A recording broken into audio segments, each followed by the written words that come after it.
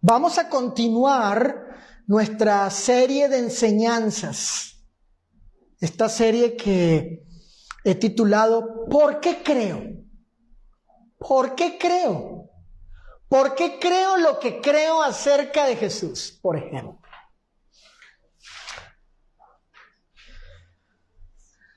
Miren, esta serie de lecciones es una serie de lecciones básicas que tienen el propósito, recordemos, tienen el fin de que podamos aprender a poner en práctica la exhortación del apóstol Pedro hecha a ciertos cristianos. Allí abran sus Biblias en la primera carta, capítulo 3 del apóstol Pedro. Primera de Pedro, capítulo 3, verso 15. El apóstol dijo lo siguiente, y leo la versión NTV. Si alguien les pregunta acerca de la esperanza cristiana que tienen, estén siempre, fíjense hermanos, siempre preparados. ¿Para qué cosa? Para dar una explicación. Para dar una explicación del por qué creemos lo que creemos con respecto a la persona de Jesús. Recordemos que en estas palabras del apóstol Pedro se encuentra una palabra que es muy conocida. Es la palabra traída del griego, es tomada del griego y se pronuncia como apología. Ahí está esa palabra, la cual significa que uno hace una defensa, ¿sí? Es un argumento que uno presenta, una explicación, respuestas. Es una justificación con respecto a lo que creemos. ¿Qué significa justificar en este caso? Usando esa palabra, justificar. La palabra justificar en este caso es probar algo con razones convincentes, testigos o documentos, pruebas, evidencias, para, presentar garantías, para dar una respuesta acerca de nuestra fe, de nuestras creencias, convicciones, con respecto a lo que afirmamos o aseguramos es verdadero en relación con la persona de Jesús de Nazaret, los apóstoles y el Nuevo Testamento. Así que el apóstol Pedro nos exhorta a que estemos preparándonos, capacitándonos, para que en la medida de lo posible, y él dice también con cierta actitud. Noten allí, vayan a la primera carta de Pedro, capítulo 3. Él también nos da una orientación de cómo debemos responder, dar explicaciones, argumentos, justificar, defender nuestra fe, nuestras convicciones con respecto a Jesús, los apóstoles y el Nuevo Testamento. Noten allí, dice Primera de Pedro 3, 15, santificad a Dios el Señor en sus corazones. Miren, el corazón debe estar apartado para Dios, consagrado, hacer a Dios santo en el corazón. Y luego estén preparados, o sea, siempre estén preparados. ¿Para qué? Para presentar defensa. Pero ahí está la actitud. ¿Cómo? Con mansedumbre y reverencia. Pedro quiere que estemos lo mejor capacitados posibles para dar una respuesta o explicación adecuada y eficaz de nuestras convicciones con respecto a Cristo y su evangelio. Que podamos presentar, como veremos en esta serie, argumentos y razones para persuadir o por lo menos, para explicar a los no cristianos o incrédulos por qué creemos lo que creemos como verdadero y digno de ser aceptado por todos los hombres.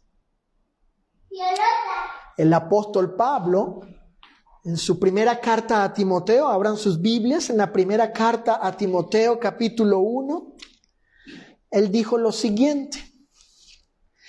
Dice allí la Escritura, primera a Timoteo 1:15.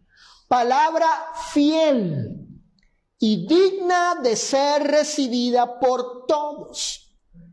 Que Cristo Jesús vino al mundo para salvar a los pecadores, de los cuales yo soy el primero. Noten cómo Pablo dice que esa palabra que tiene virtud, que tiene dignidad, esa palabra en la cual se puede creer, que la reciban todos, es digna de que todos la conozcan. ¿Y de qué trata esa palabra? De que Cristo Jesús vino al mundo para salvar a los pecadores. Porque además de defender, de dar una explicación, dije el domingo pasado, una respuesta acerca de por qué creemos lo que creemos, también debemos evangelizar a los tales, comunicarles acerca del buen mensaje, de la buena noticia de salvación. Hacer una defensa de nuestra fe que no sea solamente para ganar una discusión, un debate nomás. Le presenté argumentos y los dejé callados a toditos y ya me fui. No, o sea, que no solamente sea eso, sino que el énfasis, ¿sí?, el propósito de dar una explicación a quienes quieran escuchar y estén permitiendo ser convencidos es para evangelizarlos, para que ellos piensen en Dios, en su relación con Jesús, en la necesidad de Jesús en sus vidas y busquen la salvación a través de Cristo, que escuchen esta palabra fiel y digna de ser recibida por todos los hombres. Que Cristo Jesús vino al mundo para salvar a los pecadores. ¿Ok? Bueno, hoy vamos a continuar, después de esta introducción, recordando algunas cositas. Vamos a continuar con la primera lección, que lleva por título, y esta es la cuestión que estamos considerando en esta primera lección. Hoy es la segunda parte. El domingo pasado fue la primera lección, primera parte, y hoy es la segunda parte y última de esta primera lección. ¿De qué trata la primera lección? Recuerden, el tema general es ¿por qué creo? Y la primera lección es ¿por qué creo que Jesús existió? ¿Por qué creo que Jesús existió? ¿Qué razones hay para concluir que sí existió? Que Él fue una persona real, ¿sí? Y que hubo gente que le vieron y le conocieron, que le escucharon, ¿no? Que convivieron con Él, que socializaron con Él, porque Él era real, ciertamente. ¿Por qué creo que Jesús existió? Y este punto tiene que ver con la historicidad de Cristo. No olviden eso.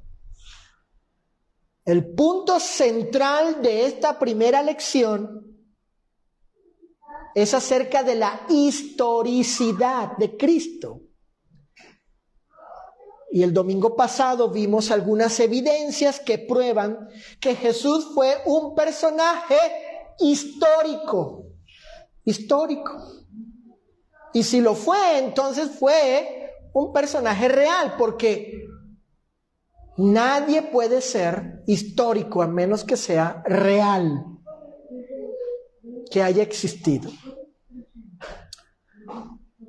El domingo pasado consideramos lo siguiente: el testimonio no cristiano o aquellas evidencias de personas no creyentes, aquellas evidencias externas al Nuevo Testamento, que, bueno, esas evidencias hablaron, expresaron acerca de la historicidad de Jesús. Eso estudiamos el domingo pasado. De cómo hubo personas que no tenían ningún interés acerca de la persona de Jesús, todo lo contrario, y de los apóstoles. Sin embargo, sí tuvieron que decir algo acerca de él, porque sabían, no había duda de que era un personaje histórico. Y así hablaron acerca de Jesús. Así que el domingo pasado ese fue el punto que vimos de estos testimonios de gente que no eran cristianos, discípulos, miembros de la iglesia, pero hablaron de Jesús desde el punto de vista histórico. Hoy vamos a continuar con el segundo punto de esta primera parte. Mejor dicho, esta primera lección en esta segunda parte en el día de hoy. El segundo punto es el siguiente: el testimonio de los testigos competentes. Esto tiene que ver con las evidencias internas del Nuevo Testamento. El testimonio, aquello de lo cual se da fe por parte de personas que fueron testigos, no cualquier clase de testigos, sino los testigos, competentes. Y ese testimonio competente se encuentra dentro del Nuevo Testamento. Escuchen.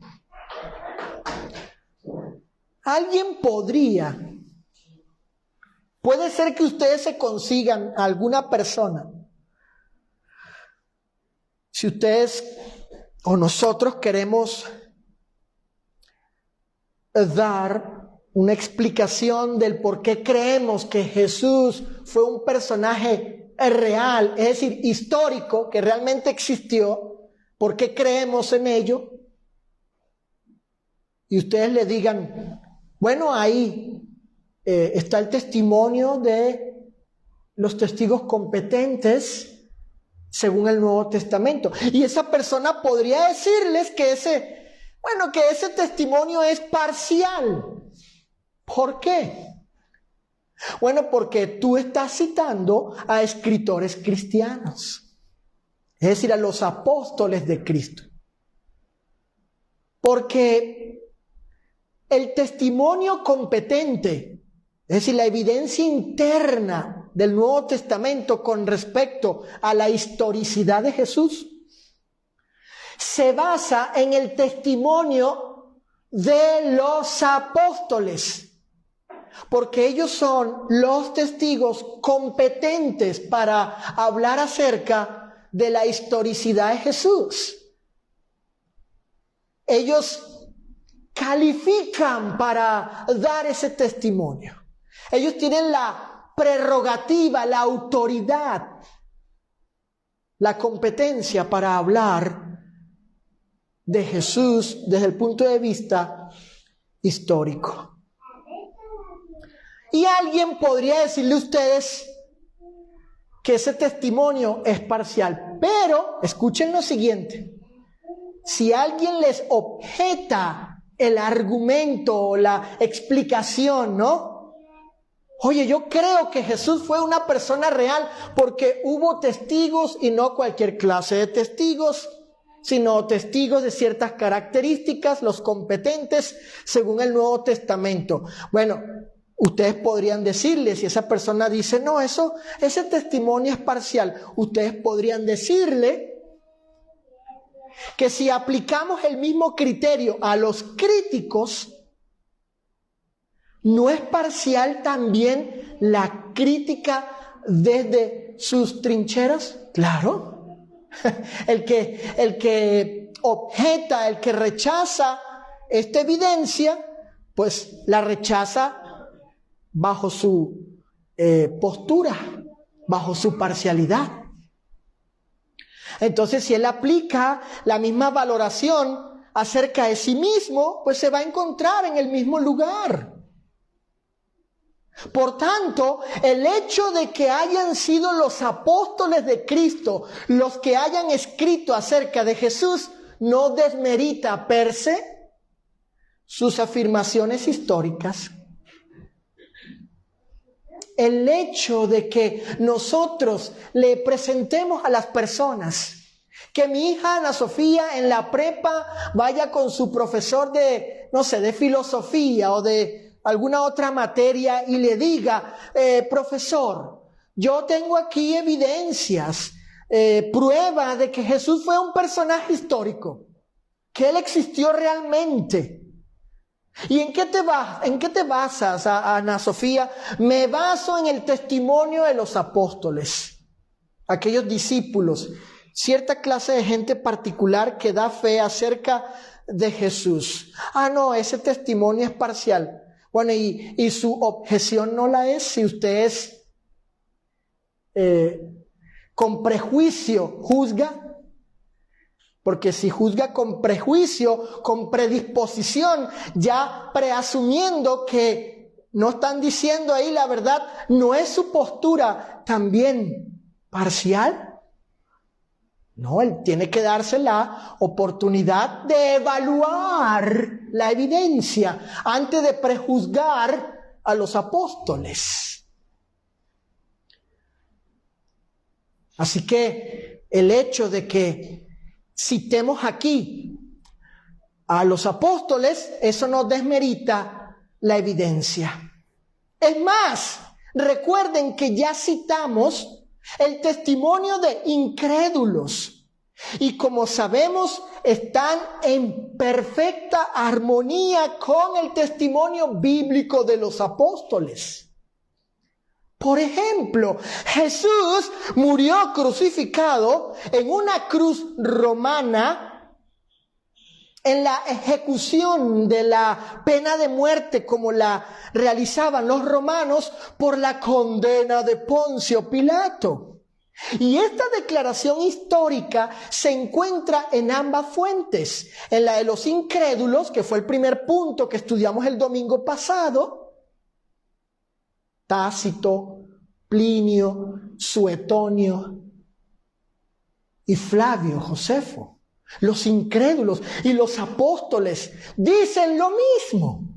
Hay una perfecta armonía entre lo que los incrédulos paganos anticristianos decían y lo que los apóstoles dicen. Por tanto, si no hay razón para dudar de lo que afirman estos incrédulos acerca de Jesús, ¿por qué tendríamos que dudar del testimonio de los apóstoles si la evaluación de sus declaraciones no es teológica, sino histórica?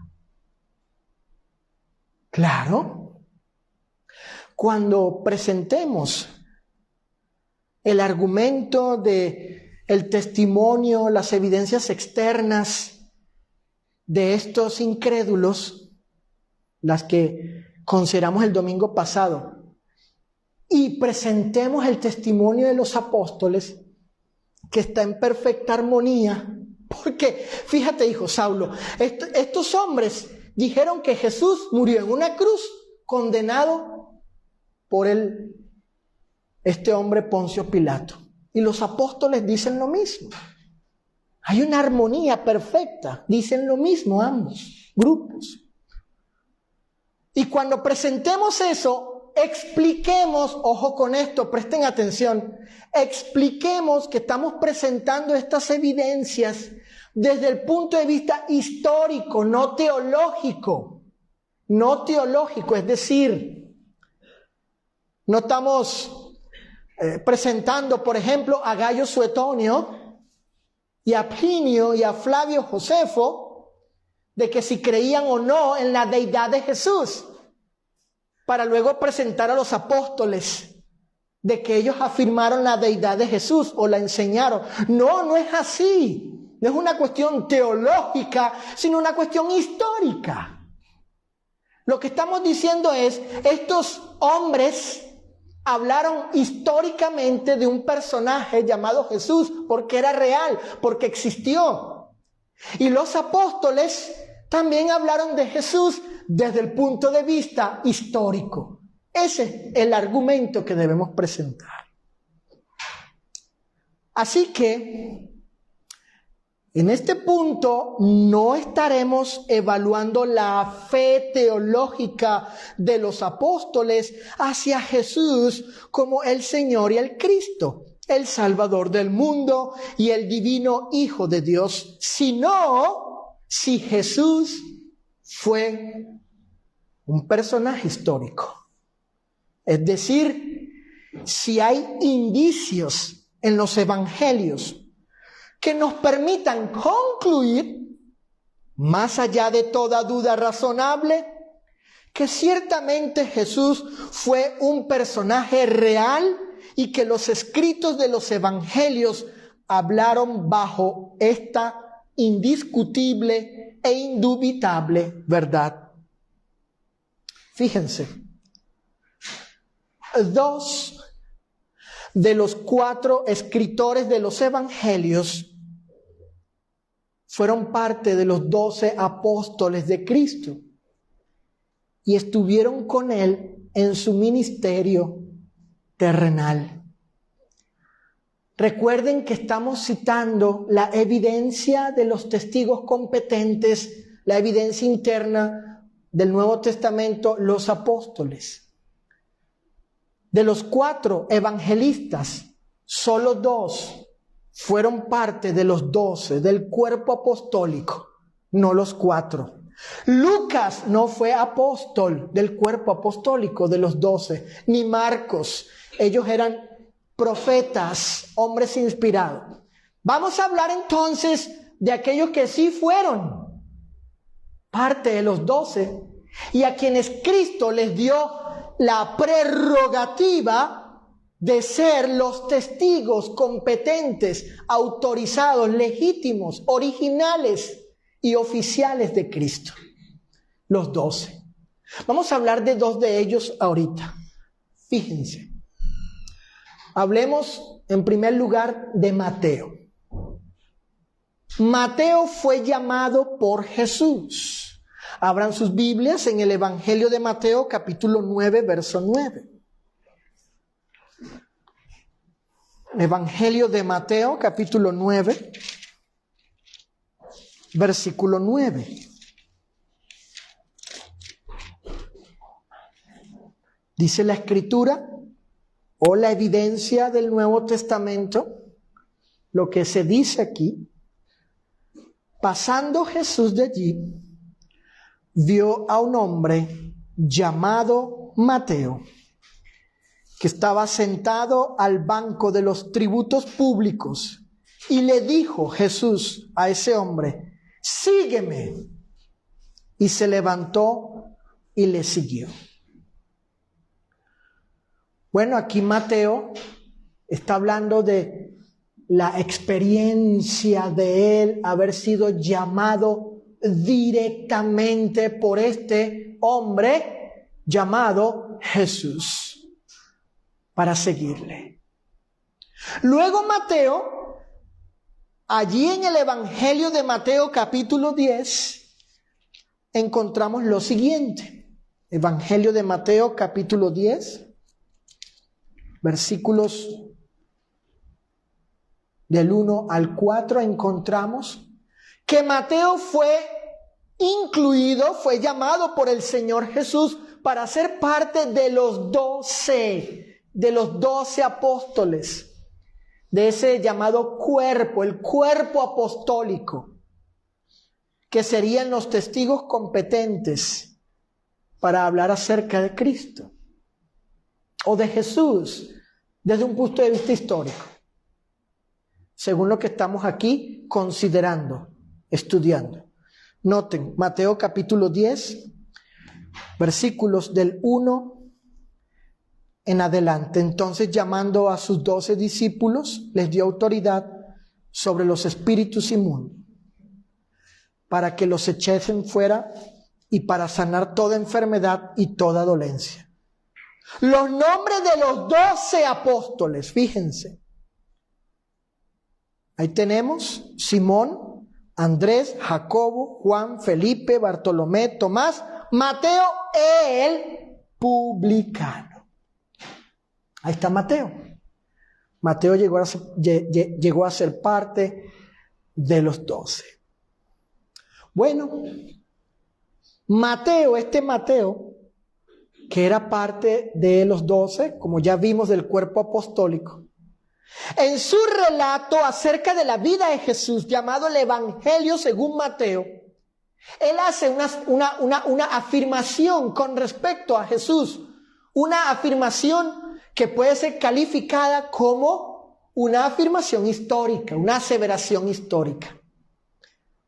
En Mateo capítulo 1, verso 16, fíjate, Sofi, Evangelio de Mateo 1, 16, dijo Mateo, y Jacob engendró a José, marido de María, de la cual nació Jesús, llamado el Cristo. ¿Cuál es la relevancia de esto aquí? ¿Por qué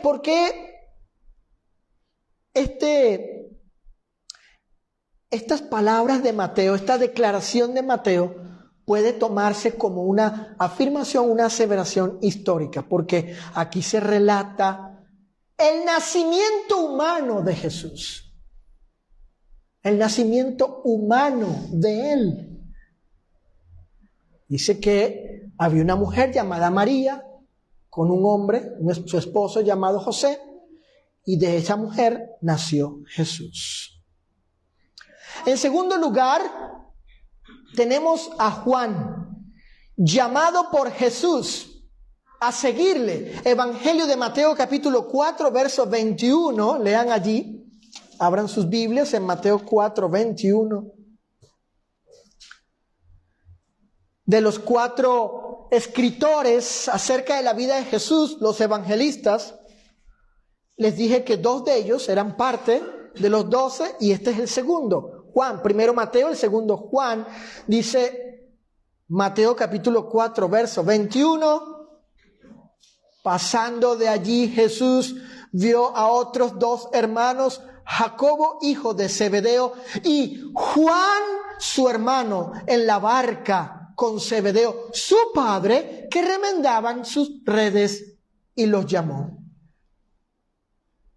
Y dice el 22, podemos agregar el 22, y ellos, Jacobo y Juan, dejando al instante la barca y a su padre, le siguieron a Jesús. En Mateo capítulo 10, verso 2, leemos que Juan fue parte de los 12. Mateo capítulo 10, versículo 2, leemos allí que este Juan fue parte de los 12 apóstoles del cuerpo apostólico. Dice, los nombres de los 12 apóstoles son estos. Primero Simón, llamado Pedro, y Andrés su hermano, Jacobo, hijo de Zebedeo, y Juan su hermano. Ahora, Juan en el Evangelio de Juan podemos encontrar alguna declaración que describa la historicidad de Jesús, alguna afirmación o aseveración histórica como la que hizo Mateo cuando habló del nacimiento de Jesús, como nace cualquier ser humano real, existente. Bueno, claro que sí, en el Evangelio de Juan, capítulo 1, verso 14. En el Evangelio de Juan, capítulo 1, verso 14, encontramos este enunciado de Juan que afirma que el unigénito Hijo de Dios estuvo entre ellos como un hombre. Y esto que dice Juan, esto que postula Juan, puede ser tomado como una afirmación o aseveración histórica. Dice Juan 1:14, y aquel verbo fue hecho ¿qué? Carne. Pero noten lo siguiente, y habitó entre nosotros. ¿Qué está diciendo Juan? Él está diciendo que hubo alguien entre nosotros que habitó, tomó morada, vivió, puso su tabernáculo entre nosotros, estuvo allí entre nosotros. Y ese era Jesús de Nazaret. Este texto de Juan es una declaración de la historicidad de Jesús. Entonces, podemos concluir que Mateo y Juan testificaron sobre la base de lo que ellos mismos vieron con sus propios ojos y palparon con sus propias manos. Es decir, ellos palparon a un hombre que era llamado Jesús, hijo de una mujer llamada María y de padre llamado José, con hermanos y hermanas de sangre. Los apóstoles tuvieron la posición, el lugar, estos 12, los del cuerpo apostólico, se les dio la prerrogativa de poder estar allí para ellos ver con sus ojos, palpar con sus manos y oír con sus oídos acerca de Jesús, de todo lo que Él dijo e hizo. Y así hablar sobre la base de esa experiencia. Ese era el testimonio de ellos, de lo que ellos, les constó, ¿verdad? Lo que ellos vieron, oyeron y palparon. Miren, en el Evangelio de Mateo, fíjense lo que dice Mateo, en el capítulo 13, noten, Evangelio de Mateo, capítulo 13, versículos 55 y 56. Mateo registra esto. Y esto que él dice no es más que una evidencia histórica de Jesús. Noten lo que dice este testigo presencial, ocular, auditivo de Jesús. Dice, él relata aquí lo que judíos dijeron. ¿Qué dijeron judíos? ¿No es este el hijo del carpintero?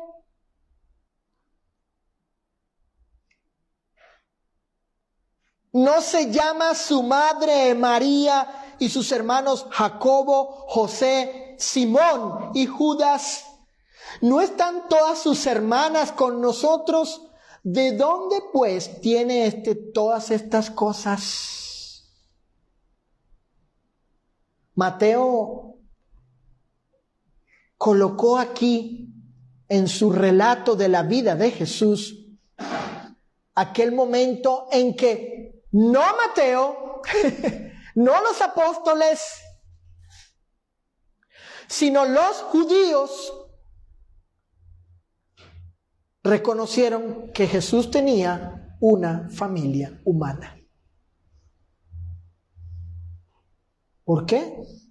Porque él ciertamente era un personaje real, un humano real. El apóstol Pedro en Hechos capítulo 4 dice lo siguiente. Fíjense en qué está basada entonces lo que testifican estos hombres. Fíjense lo que dice Pedro en Hechos 4:20.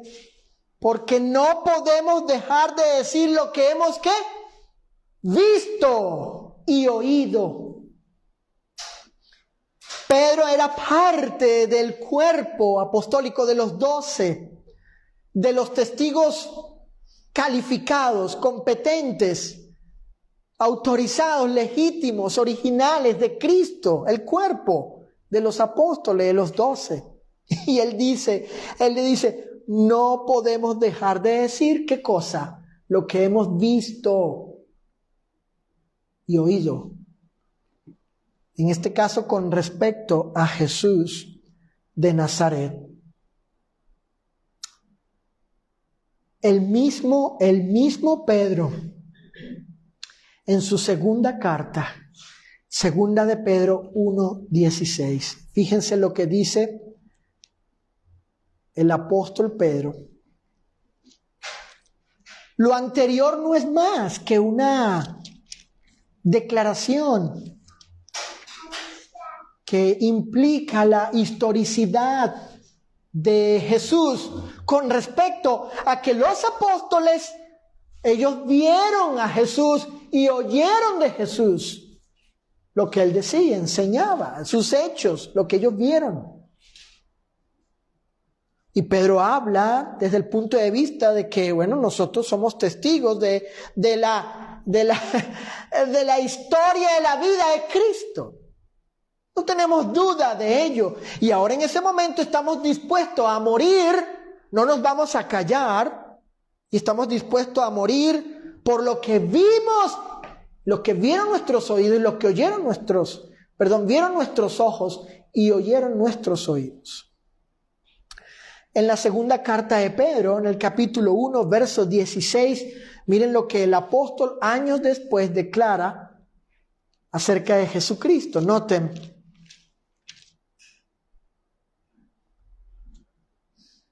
Segunda de Pedro 1:16, porque no os hemos dado a conocer el poder y la venida de nuestro Señor Jesucristo, siguiendo ¿qué cosa? Fábulas artificiosas.